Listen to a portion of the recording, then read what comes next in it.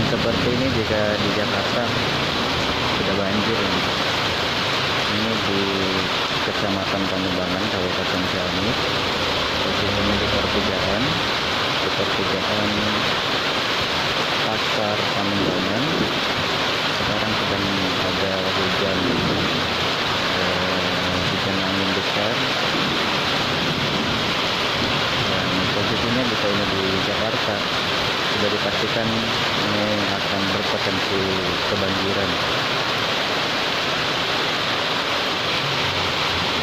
Ini kalau terlihat di kamera nggak terlalu besar ya kelihatannya hujannya, padahal yang aslinya hujannya gede banget.